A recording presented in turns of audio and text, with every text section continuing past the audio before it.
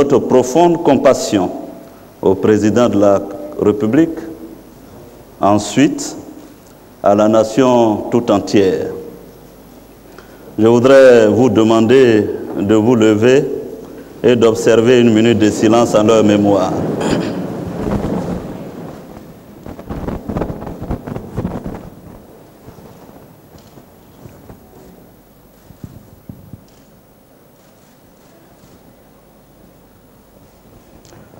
Je vous remercie.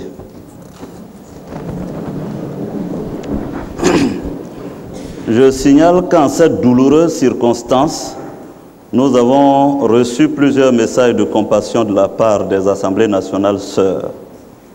C'est le lieu pour moi de saluer ici la présence du vice-président de l'Assemblée nationale du Mali, Maître Kassoum Tapo, porteur d'un message de soutien de la représentation nationale malienne. Mesdames et messieurs, le vendredi 21 décembre dernier, nous avons clos ici même la deuxième session ordinaire de l'année 2012. Nos prochaines retrouvailles pour l'ouverture de la première session ordinaire de la deuxième année de notre législature était prévue pour le dernier mercredi du mois d'avril 2013. Mais le président de la République, son Excellence M. Alassane Ouattara, par une correspondance en date du 20 décembre 2012, nous a saisi d'une demande pour la convocation d'une session extraordinaire à l'effet d'entendre le message de Mme Christine Lagarde, directrice générale du Fonds monétaire international.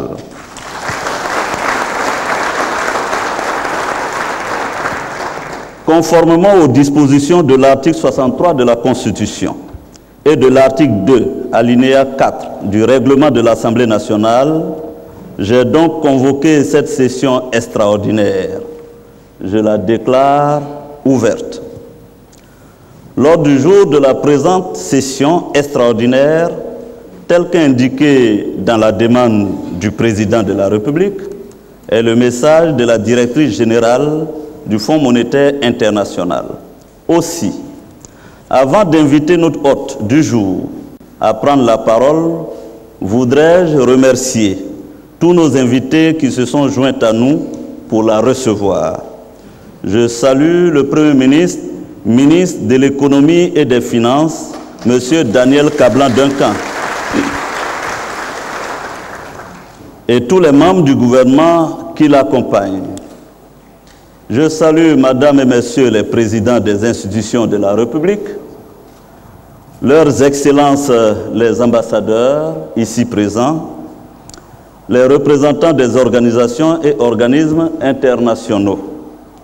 Merci à tous pour votre présence à nos côtés.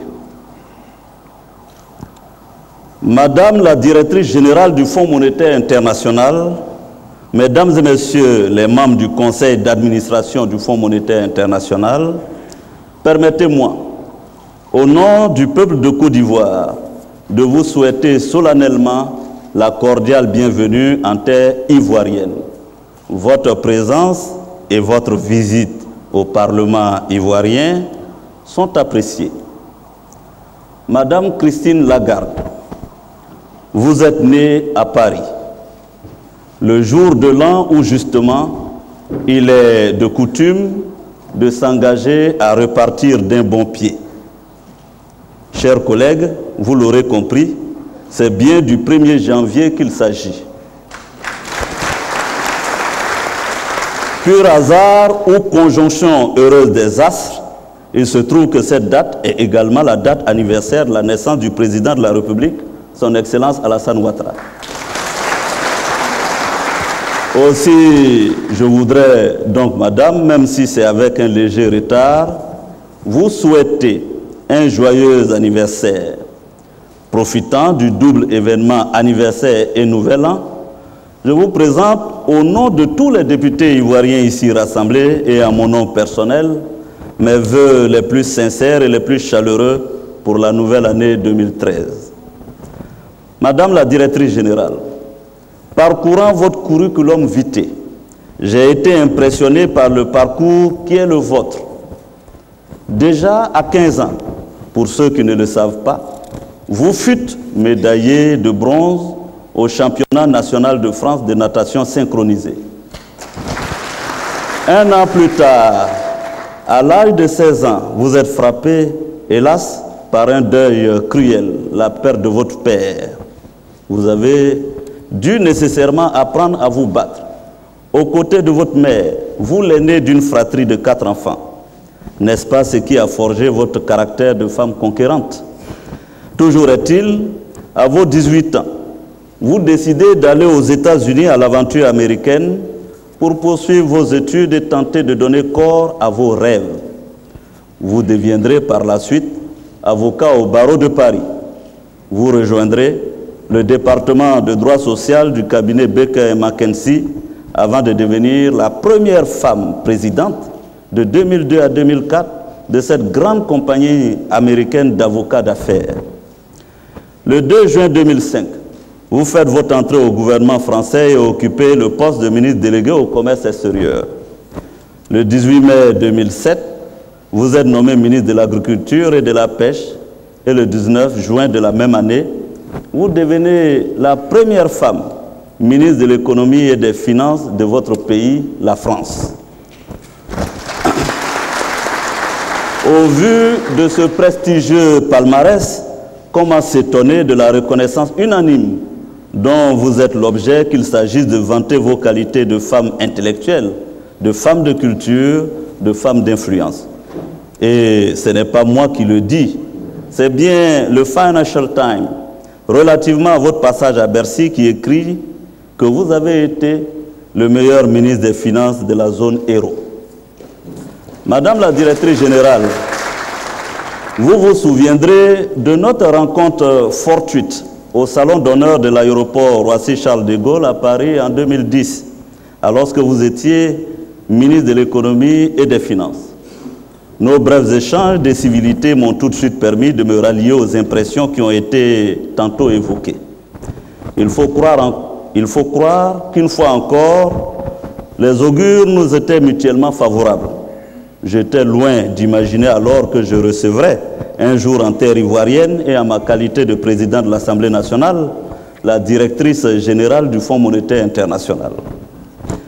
Pour en revenir à votre mission, permettez-moi de préciser qu'en ce qui me concerne, j'ai rencontré le bien sévère FMI à l'université d'Abidjan dans les années 90. À l'époque, jeune étudiant, nous ne retenions du FMI et de l'ensemble des institutions de Bretton Woods que les mesures drastiques qui nous étaient, entre guillemets, dictées pour satisfaire aux exigences des programmes d'ajustement structurel. Il nous fallait, nous disait-on, serrer la ceinture. Là aussi, j'étais loin d'imaginer, alors là, loin d'imaginer qu'exactement 17 ans plus tard, je devais à nouveau rencontrer, cette fois, le bon FMI, en ma qualité de Premier ministre, de la République de Côte d'Ivoire en mars 2007. Alors, avec le brillant ministre de l'économie et des finances de l'époque, Charles Kofi Dibi, que je veux ici saluer, nous avons travaillé d'arrache-pied, main dans la main avec le FMI pour redresser notre économie, travailler à l'atteinte du point d'achèvement de l'initiative PPTE. Aussi, nous avons pu bénéficier d'appuis budgétaires importants du bon FMI. Aujourd'hui, c'est bien notre dette qui a été annulée à hauteur de 4 090 milliards de francs CFA et les indicateurs à nouveau positifs. Madame la directrice générale, vous êtes désormais le visage d'un FMI plus amène. À voir votre visage, je suis convaincu que vous êtes porteuse de bonnes nouvelles pour le peuple de Côte d'Ivoire. Et je suis convaincu que vous ne me ferez pas mentir. Ce peuple meurtri qui sort d'une longue crise post-électorale, ce peuple qui est en proie à la pauvreté, à la cherté de la vie et à toutes sortes de difficultés. Ce n'est pas l'aumône que nous demandons. Mon plaidoyer va à l'endroit d'une plus grande bienveillance des institutions de Bretton Woods vis-à-vis du continent africain. C'est d'un vrai plan Marshall que notre pays a besoin pour relever le défi de la croissance et pour se hisser au niveau des pays émergents. Les compétences et les ressources humaines existent dans notre pays. C'est bien la solidarité manifestée ailleurs que nous sollicitons. Le développement mondial ne pourra se faire et ne donnera des résultats satisfaisants si nous laissons sur le bord de la route les pays africains. Après un tel plaidoyer, je m'attends évidemment, Madame la directrice générale, pas ici à l'hémicycle, mais certainement avec le gouvernement et le Premier ministre, que vous signiez un grand chèque pour la Côte d'Ivoire. C'est pourquoi, et pour conclure, je dirais que notre pays, dont le président Houphouët disait qu'il était petit par la taille, mais grand dans ses ambitions, se félicite du bon déroulement de votre séjour en terre ivoirienne. Je voudrais à présent vous inviter à la tribune pour faire votre adresse à la représentation nationale. Merci. Voilà, plus qu'un mot d'ouverture, le président de l'Assemblée nationale vient donc de poser un plaidoyer en faveur des pays africains, en faveur de la Côte d'Ivoire notamment. Bien sûr, le président de l'Assemblée nationale a dépeint l'image du FMI il y a 20 ans et aujourd'hui. Monsieur le Président de l'Assemblée nationale, Madame la Première vice-présidente, Messieurs les vice-présidents, Monsieur le Premier ministre, ministre de l'économie et des finances, Mesdames et Messieurs les membres du gouvernement, Mesdames et Messieurs les députés, Mesdames et Messieurs les ambassadeurs et les représentants des institutions internationales, Mesdames et Messieurs les représentants des corps constitués qui assistaient à cette séance. Permettez-moi d'abord de vous présenter toutes mes excuses.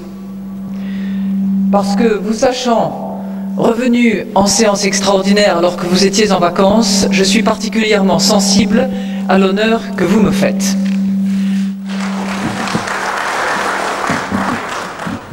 Il y a un petit effet Larsen là.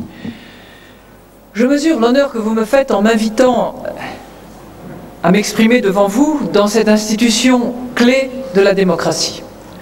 Une institution qui incarne les espoirs et les aspirations du peuple ivoirien.